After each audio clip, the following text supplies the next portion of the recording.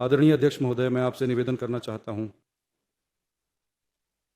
ये सम्मानित सदन श्री सी जोसेफ विजय के नेतृत्व में गठित मंत्रिमंडल में पूर्ण विश्वास और समर्थन व्यक्त करता है। मेरे द्वारा सदन के पटल पर रखे गए इस महत्वपूर्ण सरकारी प्रस्ताव पर विभिन्न दलों के माननीय सदस्यों ने अपने बहुमूल्य विचार रखे हैं तथा इसके समर्थन और विरोध में विस्तृत तर्क दिए हैं।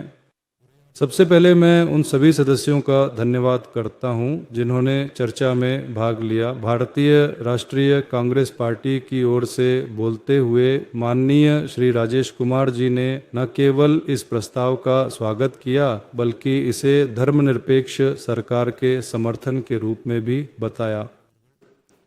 मैं ये आश्वासन देता हूं कि यह सरकार निश्चित रूप से एक धर्मनिरपेक्ष सरकार के रूप में ही कार्य करेगी।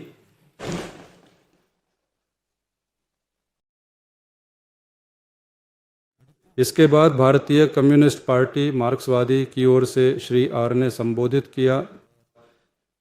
श्री चेल्ला स्वामी जी ने इस प्रस्ताव का स्वागत करते हुए अपना पूर्ण समर्थन व्यक्त किया है। विदुतलाई चिरुथाईगल काची की ओर से बोलते हुए माननीय सदस्य श्री वन्नी अरसू जी ने विश्वास मत में जीत हासिल कर इस सरकार के 5 साल तक चलने का जो विश्वास जताया है उसके लिए मैं उन्हें धन्यवाद देता हूँ।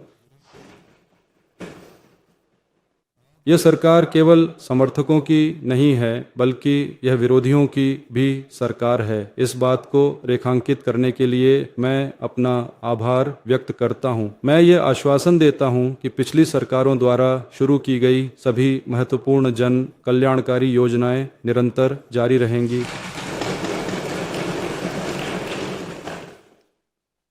इंडियन यूनियन मुस्लिम लीग पार्टी का प्रतिनिधित्व करते हुए और उनकी ओर से अपनी बात रखते हुए माननीय श्री आमू शाहजहां जी ने इस प्रस्ताव का हार्दिक स्वागत किया और साथ ही यह आशा और कामना व्यक्त की कि यह सरकार आने वाले समय में एक अत्यंत ऐतिहासिक उपलब्धि हासिल करने में सफल होगी। माननीय सदस्य श्री एस कामराज जी ने इस प्रस्ताव का हार्दिक स्वागत करते हुए अपना संबोधन प्रस्तुत किया है। भाकपा के माननीय रामचंद्रन जी ने भी प्रस्ताव का स्वागत किया है और अपने विचार सदन के समक्ष रखे हैं। राष्ट्रीय प्रगतिशील द्रविड़ कड़गम की ओर से अपनी बात रखते हुए माननीय सदस्य श्रीमती प्रेमलता विजयकांत ने अपने संबोधन में विपक्षी राजनीतिक दलों को दुश्मन के रूप में न देखते हुए हमारी सरकार के कामकाज के बारे में उल्लेख करने और बधाई देने के लिए धन्यवाद। इसके अलावा उन्होंने 1-2 बिंदुओं पर अपनी राय रखने और स्पष्टीकरण देने का अनुरोध किया है। मैं इस पर पुनर्विचार करूंगा। तमिलनाडु में शासन करने वाली विभिन्न राजनीतिक दलों की सरकारों द्वारा राज्य की जनता के कल्याण को प्राथमिकता देते हुए बनाई गई योजनाएं, सामाजिक न्याय के उदाहरण के रूप में लागू किए गए कानून और हमारी पार्टी के वैचारिक नेताओं के विचार, इन सबको ध्यान में रखते हुए ही हमारी सरकार चलेगी। मैं बस यही आश्वासन देना चाहता हूँ। भारतीय जनता पार्टी की ओर से बोलते हुए श्री एम डॉक्टर भोजराजन ने तटस्थ रहने की बात कहते हुए अपना संबोधन दिया है। पट्टाली मक्कल कांची की ओर से आगे बोलते हुए माननीय डॉ श्रीमती सौम्या अंबुमणि ने अपने संबोधन में कहा कि किसानों, युवाओं, महिला कल्याण और शराबबंदी के संबंध में जिन योजनाओं को लागू किया जाना था, सरकार उन निर्धारित संकल्पों से भटक रही है।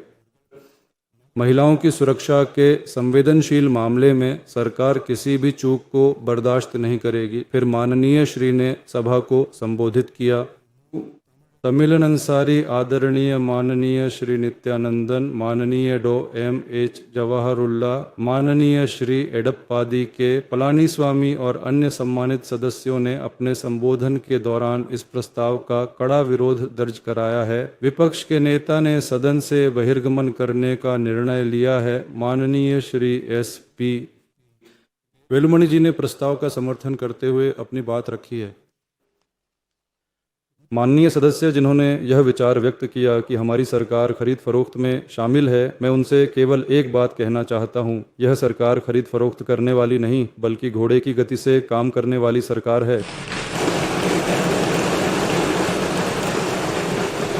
मैं दृढ़तापूर्वक कहना चाहता हूं कि यह सरकार खरीद फरोख्त में लिप्त नहीं है।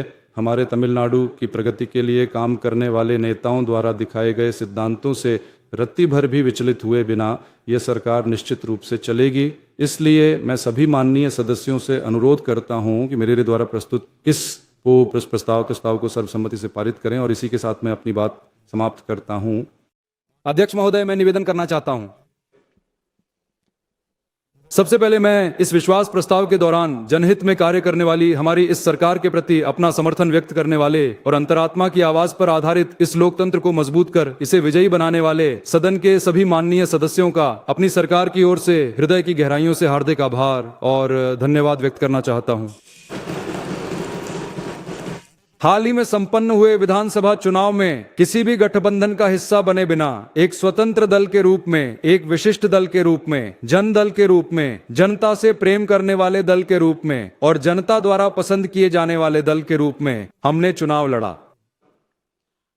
जिस प्रकार 1977 और 1977 के ऐतिहासिक चुनावों के माध्यम से आम जनता की सरकार का गठन हुआ था, ठीक उसी तर्ज पर आगामी 2026 के विधानसभा चुनावों के जरिए तमिलगा वेत्री कड़गम भी आम जनता की सरकार स्थापित करेगी। यह बात हमने पूरी दृढ़ता के साथ जनता के समक्ष रखी है। जनता ने भी हम पर अटूट भरोसा जताया और निर्णायक रूप से मतदान किया। जीत का वही गौरवशाली इतिहास एक बार फिर से दोहराया गया है। सीटी की वह लहर अब एक विशाल जीत की लहर में बदल गई है। एक उंगली की वह छोटी सी क्रांति देखते ही देखते सीटी की एक विशाल क्रांति में तब्दील हो गई। पार्टी के गठन के महज 3 साल के भीतर ही राज्य की जनता ने अपना भरपूर समर्थन देते हुए 34.6% के साथ कुल 1,6,208 वोट झोली में डाल दिए और उन्होंने तमिलगा वेत्री कड़गम को सबसे बड़ी पार्टी के तौर पर चुनकर विधानसभा के गलियारों में भेज दिया। हमारी पार्टी के गठन के केवल 3 वर्षों के भीतर ही हम पूर्ण बहुमत प्राप्त करने से बहुत ही मामूली अंतर से चूक गए हैं और यह लक्ष्य हमसे थोड़ा दूर रह गया है। इसलिए यदि कोई भी व्यक्ति या दल इस सरकार को एक अल्पसंख्यक सरकार के रूप में देखता है या मानता है तो हमें इस बात से कोई आपत्ति नहीं है, बल्कि हमें इसमें भी खुशी ही है। हम स्वयं इस बात को स्वीकार कर रहे हैं और कह रहे हैं कि यह वास्तव में एक अल्पसंख्यक सरकार ही है।